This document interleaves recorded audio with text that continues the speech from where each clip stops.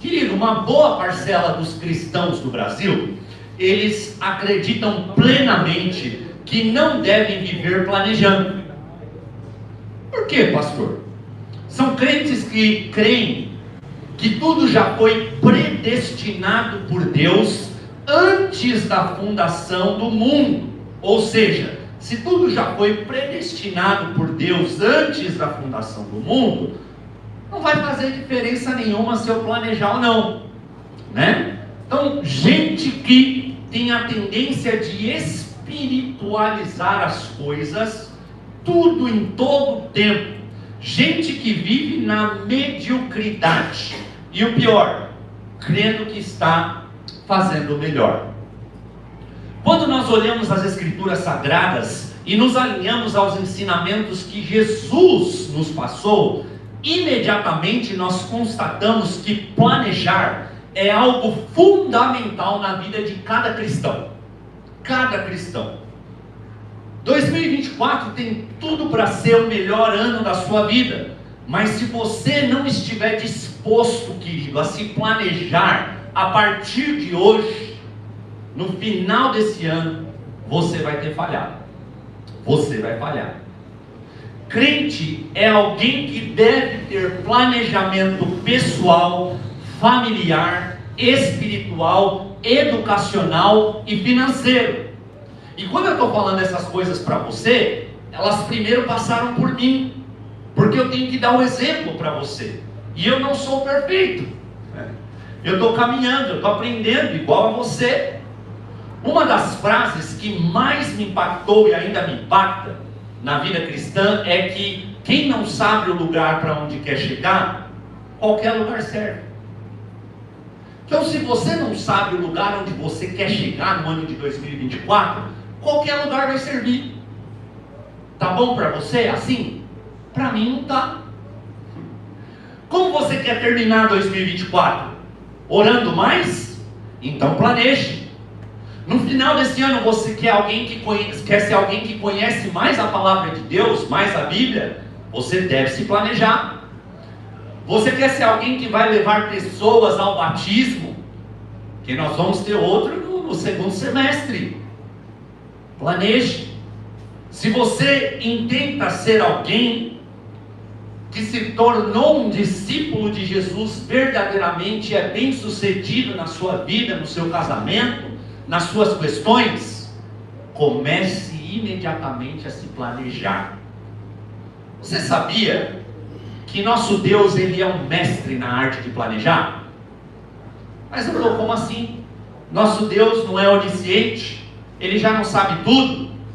Sim, nosso Deus é onisciente, ele já sabe todas as coisas. Ah, então ele não planeja, certo? Se ele já sabe tudo, ele não planeja. Errado. O nosso Deus é um mestre na arte de planejar. A primeira razão porque eu e você devemos amar planejamento é porque o nosso Deus planeja assim. Abre aí a tua Bíblia lá em Jeremias, capítulo 29, no verso 11.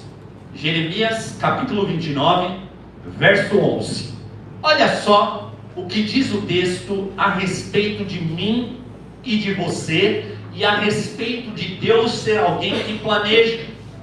Diz aí: porque sou eu que conheço os planos que tenho para vocês. Quem que diz?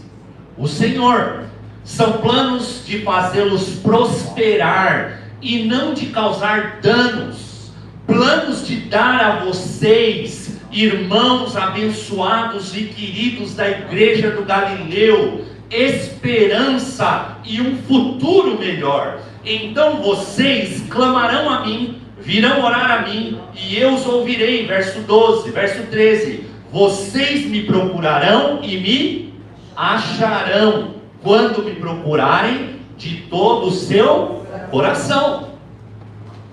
Nosso Deus, ele é onisciente, sim. Ele é o Senhor da história e conhece o princípio e o fim. Por essa razão mesmo é que se torna o meu dever como crente procurar compreender como eu devo planejar de acordo com o que Ele tem para a minha vida. Planejar de acordo com a boa, perfeita e agradável vontade do Pai deve ser uma busca constante do crente. Entendi, pastor. Diz uma coisa aí.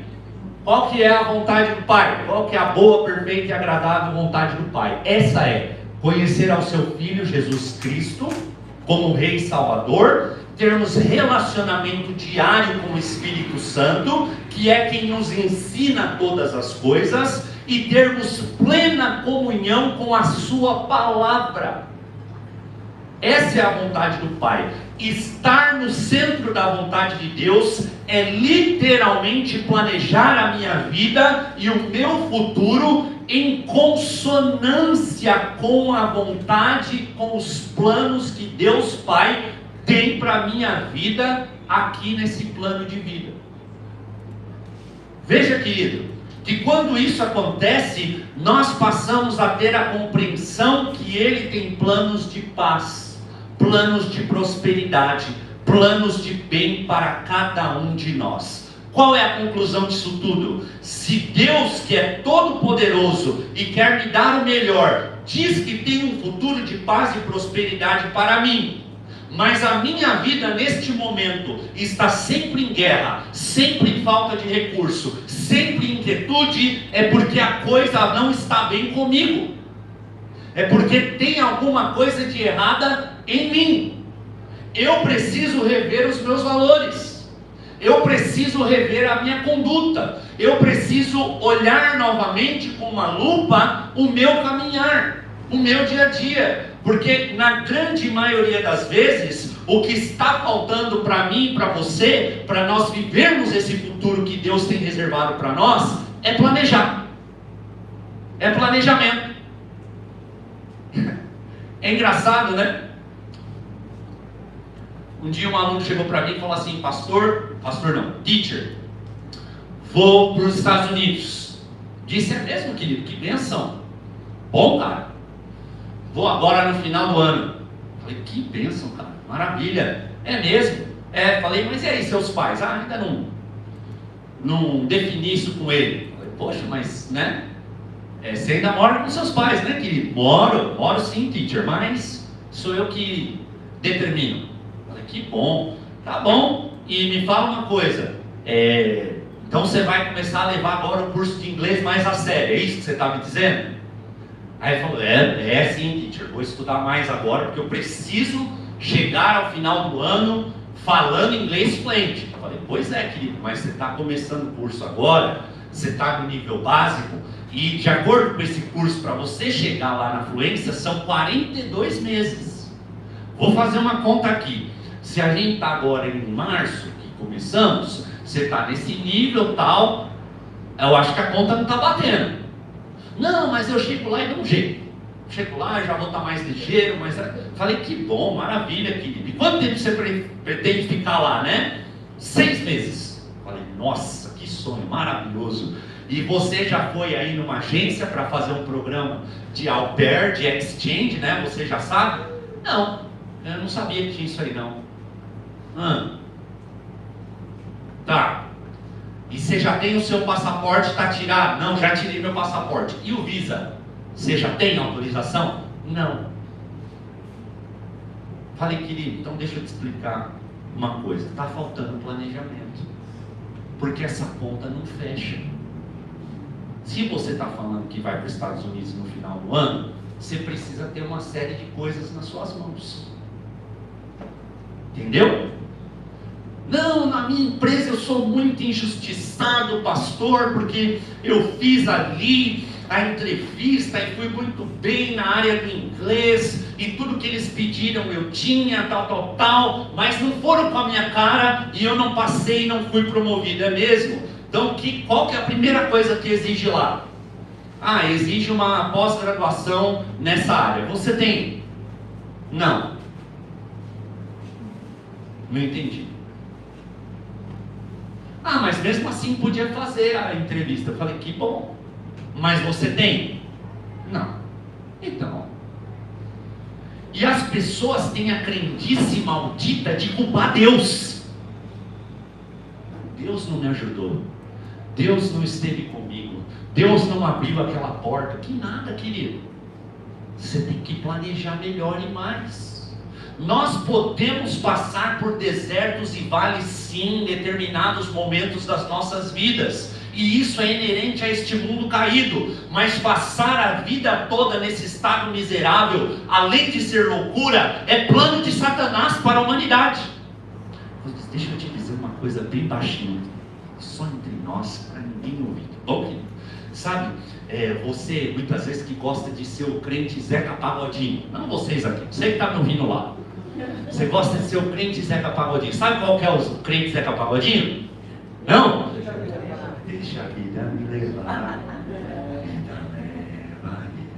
deixa a vida me levar, vida leva. O cara não estudou nada para fazer o vestibular, ficou zoando o semestre inteiro. Aí chega lá na frente do professor Cleiton ou da professora Lu, cadê a Lu?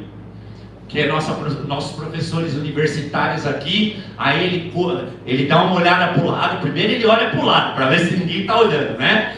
Aí ele dá aquela baixada na cabeça e fala: Senhor, me ajuda a fazer essa prova. Espírito Santo, traz à minha mente aquilo que eu devo escrever. Sai, safado. Traz à sua mente o que você não estudou nada. Como é que ele vai trazer à sua mente uma coisa que não está lá?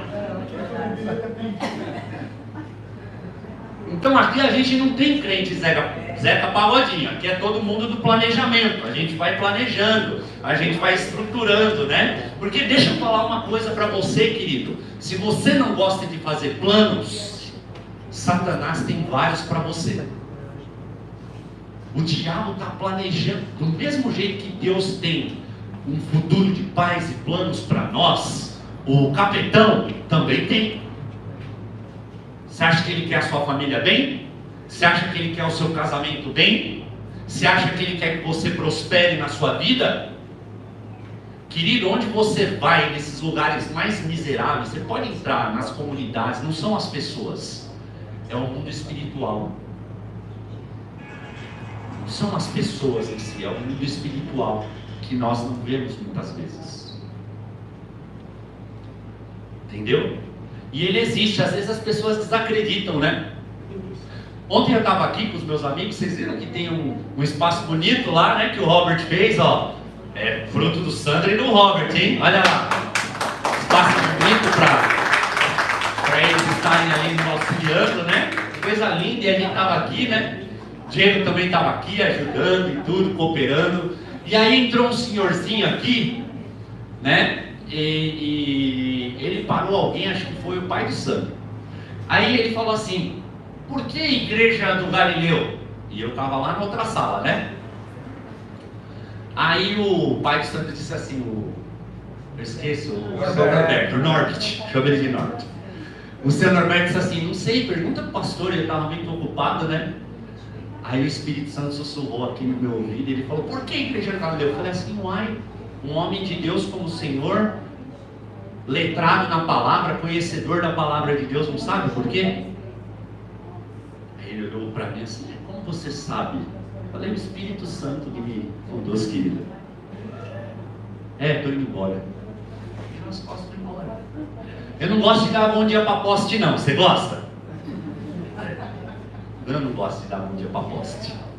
E ficar falando com crente ainda, porque tem crente que é chato, hein, gente? Ou raça ruim é crente, rapaz. Crente, quando ele quer ser chato, ele é chato. Ele pega no seu pé, e aí ele quer falar, ele quer implicar, ele quer dizer o que é e o que não é. Mas bom, o assunto não é esse. Vamos voltar para cá, para o planeta Terra, né? Então, querido, o inimigo faz planos para você. Por isso que você deve planejar de acordo com os planos de Deus. Não, pastor, está definido. 2024 eu serei missionário na Índia. É mesmo, querido? Que o pastor falou alguma coisa para você, orou por você, te enviou, foi uma revelação do Espírito Santo, né? Você tem se preparado para isso, é um chamado, houve uma profecia sobre a sua vida, né? Que é assim que aconteceram com muitos ministérios no início do século passado. Então a Assembleia de Deus, que é uma igreja relevante no Brasil, são missionários lá de fora que o Espírito Santo diz para eles: vocês vão fundar uma igreja no Pará. Porque todo mundo quer ir para o Rio de Janeiro, entendeu? Ah, não, vamos para o Rio de Janeiro. O Rio de Janeiro evangelizar é bom e tudo. As praias, coisas lindas, não mandaram eles para o Pará. Aí eu falo: não, é que eu senti no meu coração. Querido, essa coisa de sentir no seu coração, a palavra de Deus fala para nós tomarmos cuidado com o nosso, porque é dele que nascem os desígnios da vida. O coração do homem é enganoso.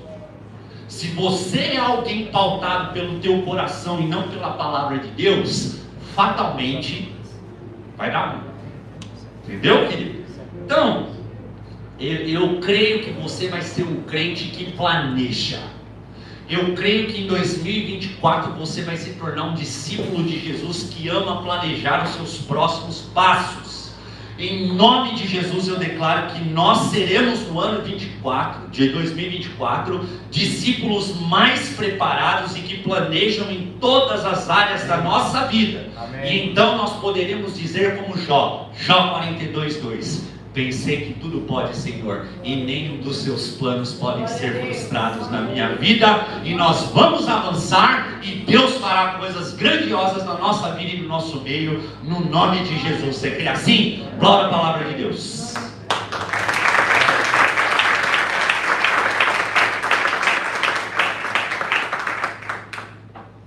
Primeira razão porque eu devo planejar, porque o meu Deus é um Deus que planeja, tá bom? Então essa é a primeira razão.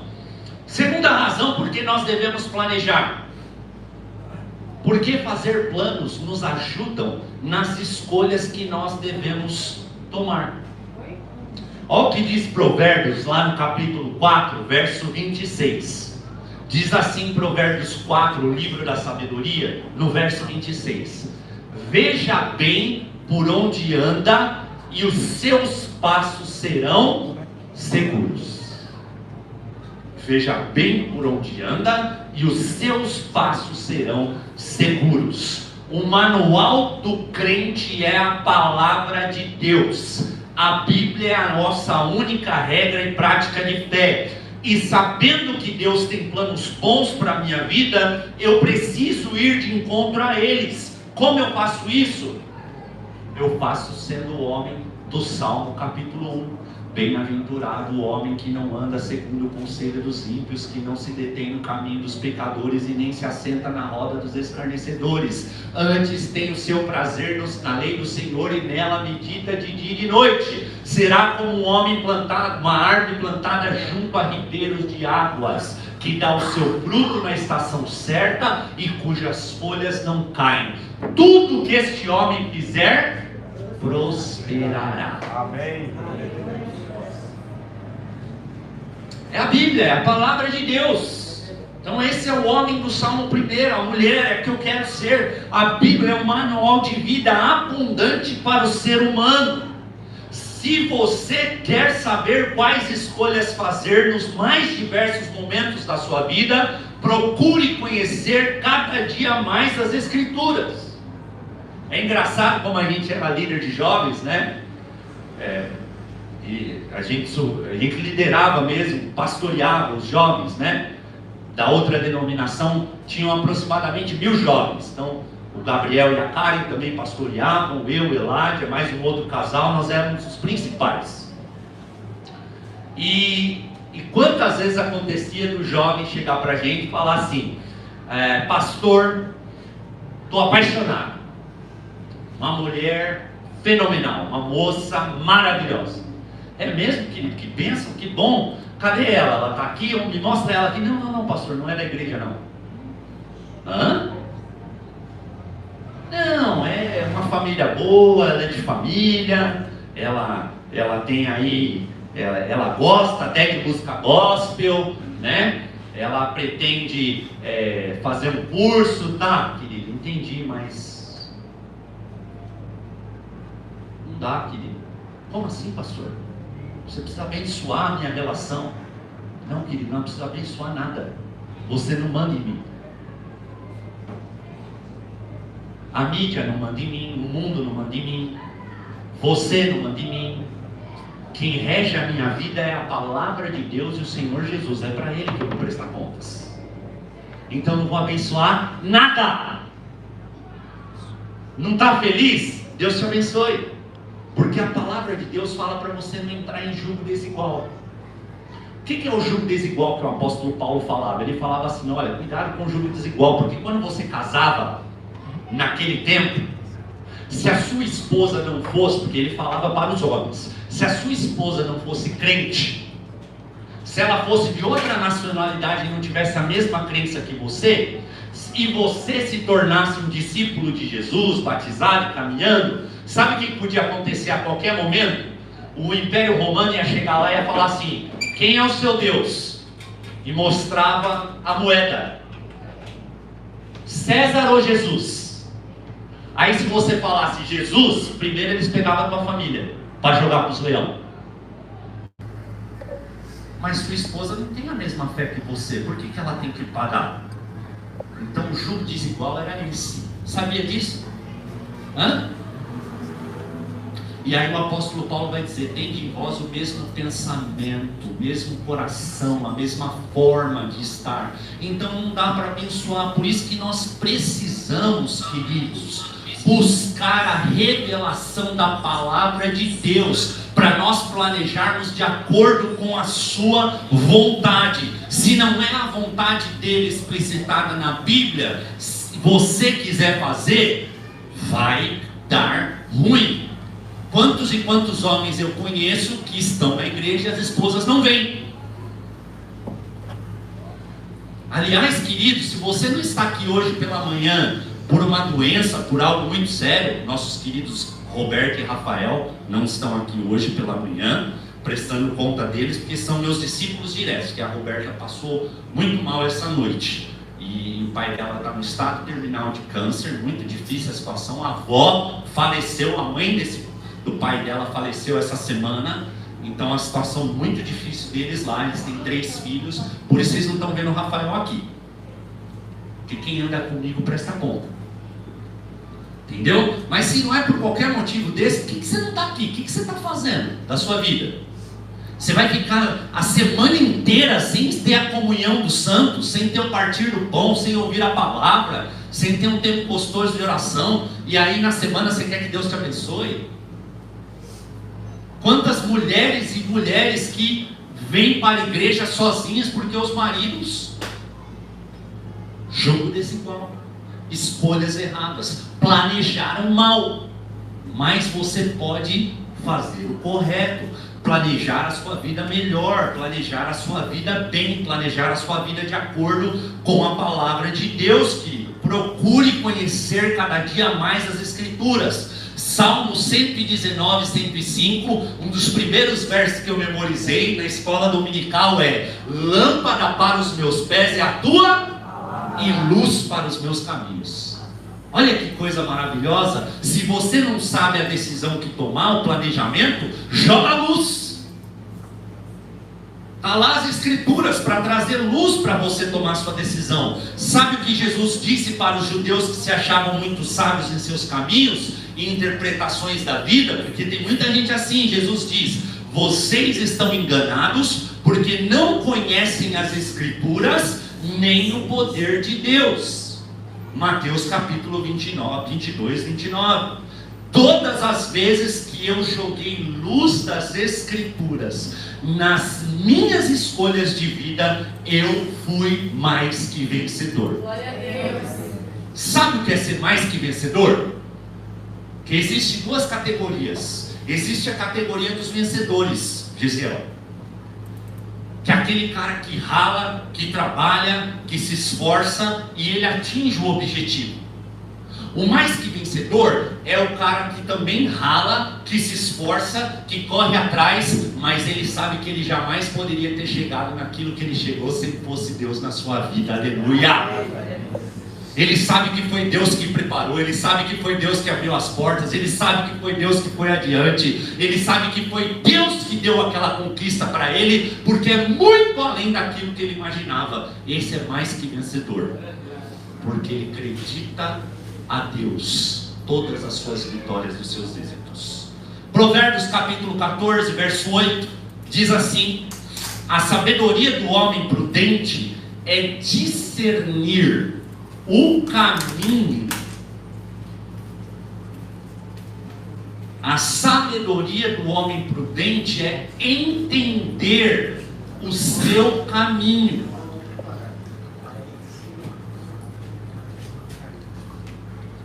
Quem é você, querido? Você está fazendo o que aqui nessa terra? Quais são os planos que Jesus tem para você? Aonde o Senhor quer te levar? Você tem discernido? Você tem tido a sabedoria? O temor ao Senhor é o princípio de toda a sabedoria. Se você não está colocando Deus à frente do teu planejamento e das tuas escolhas, o final vai ser trágico. Mas quando você coloca o Senhor à frente, querido, aí as coisas vão terminar muito bem para você. Diz o texto que os insensatos, a insensatez dos tolos é enganosa. Entendeu? Então a pessoa está muito segura de si, vai dar tudo certo, vai dar tudo bem, vai dar tudo tranquilo, mas ele é tolo, porque a palavra não baseia, não embasa as decisões que ele está tomando, as escolhas que ele está fazendo, o planejamento que ele está tendo.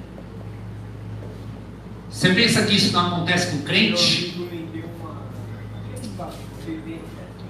Esses dias atrás aí, ano passado, falei isso aqui já para vocês, um cantor gospel, pastor, amado de todos nós, inclusive de mim, lá dos Estados Unidos, pegou um grande empresário, um mega empresário, e de lá ele persuadiu dezenas de pastores a investir daqui em Bitcoin.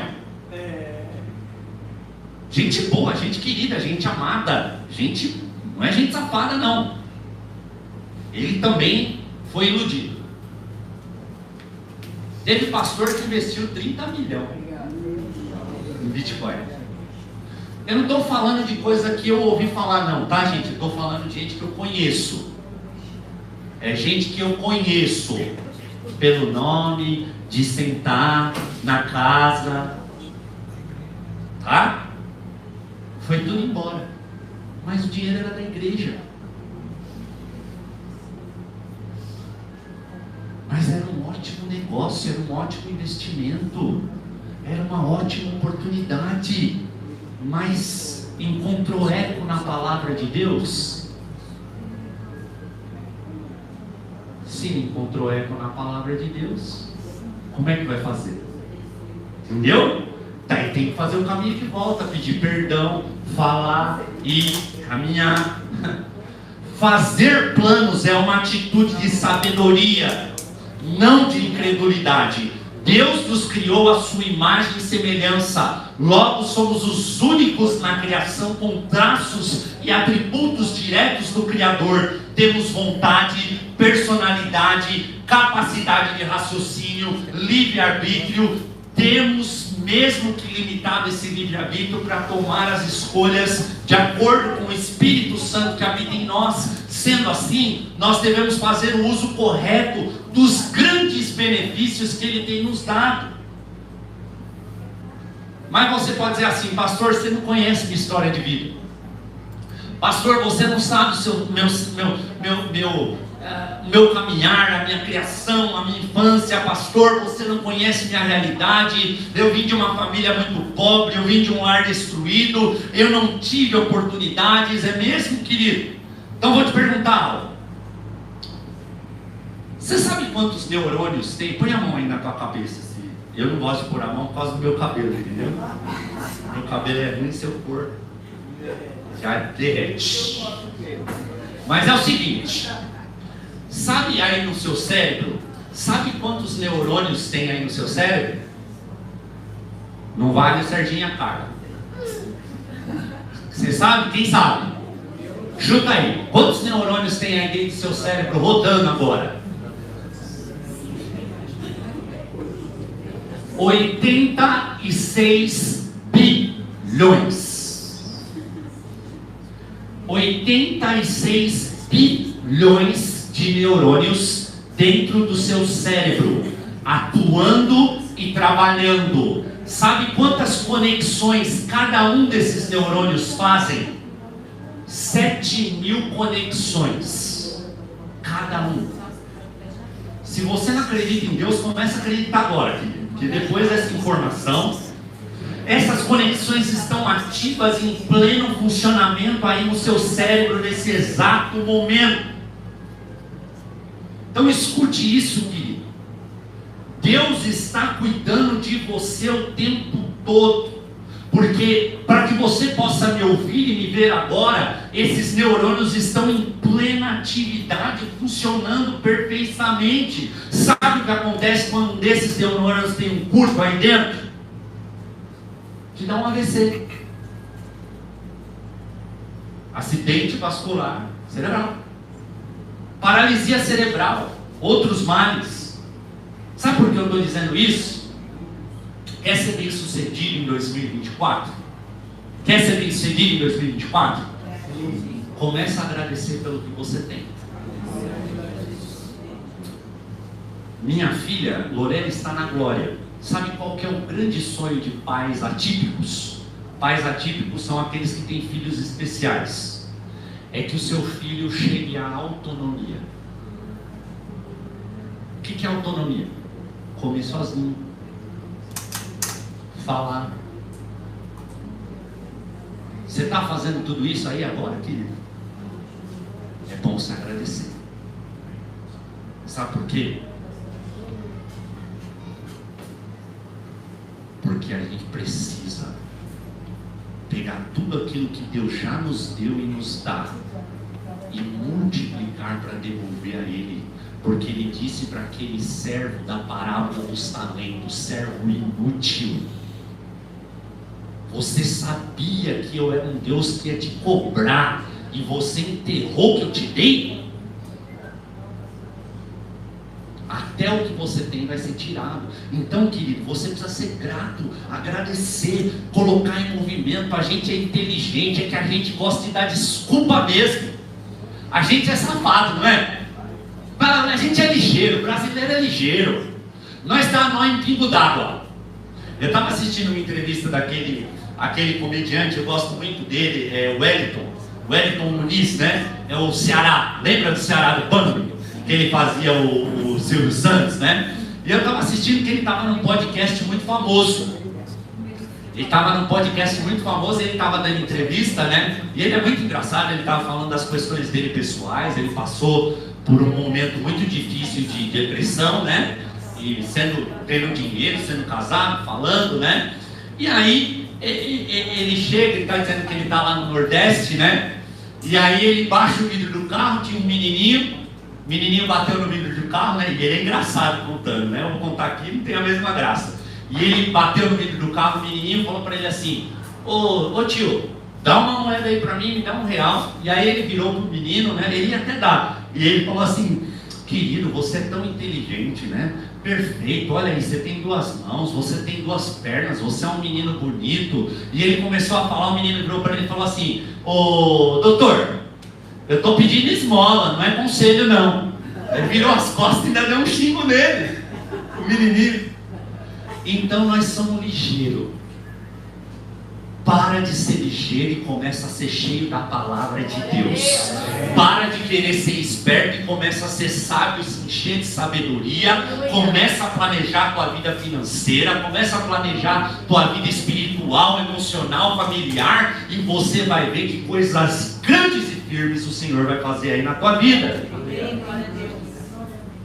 Nós somos rápidos e eficazes em justificar nossas conveniências.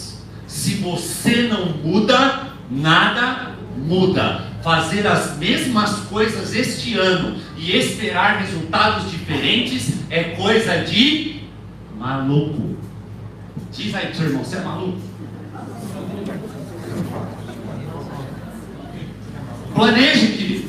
Terceiro e último, caminhando para o fim. Provérbios capítulo 16, verso 1, 2 e 3. Dona Té, qual que diz lá?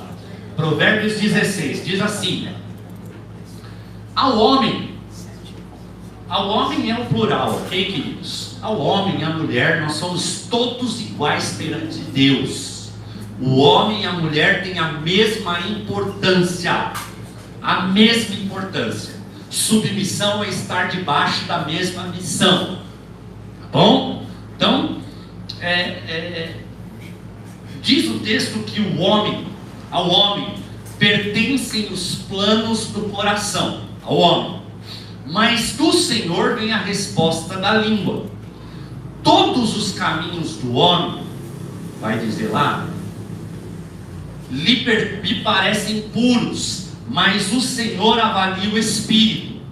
Consagre ao Senhor tudo o que você faz, e os seus planos serão bem-sucedidos.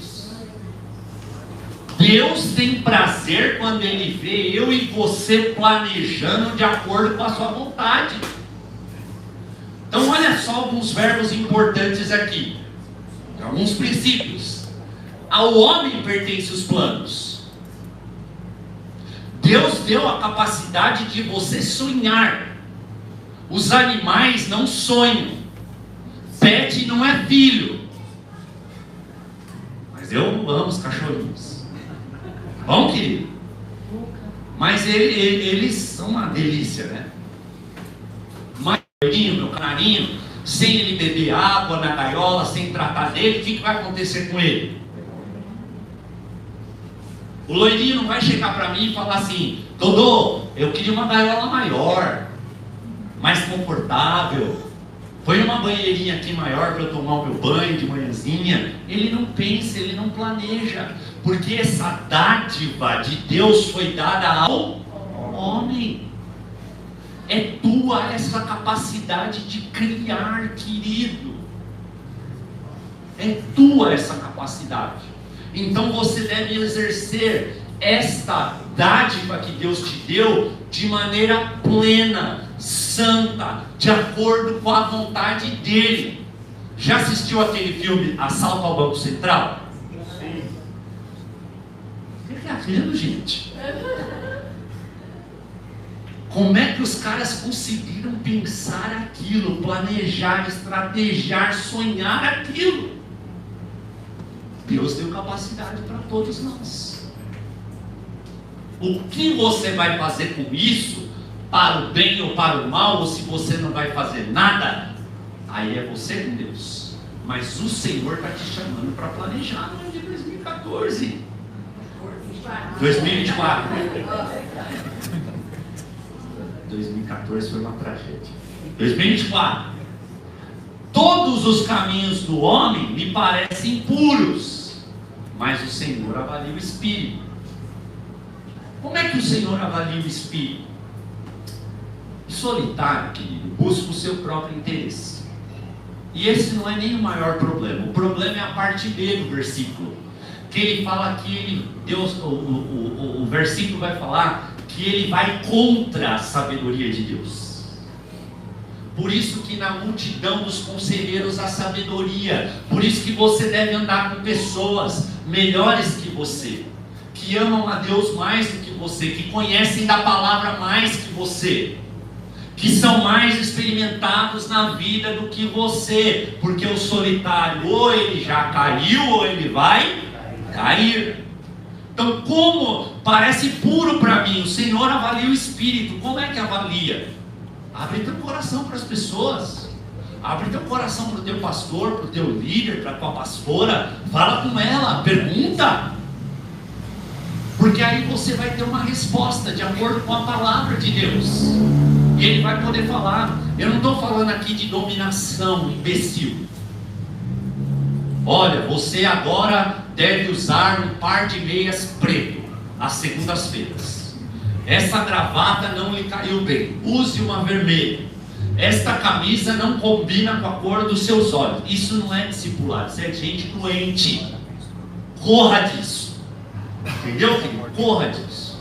Aqui a gente está falando da comunhão dos santos, do aconselhamento, de levar as cargas, de oração, de cobrir você de oração, de instrução para que você seja próspero e abençoado. E é assim. E o terceiro ponto, consagre tudo ao Senhor. Vamos ficar de pé?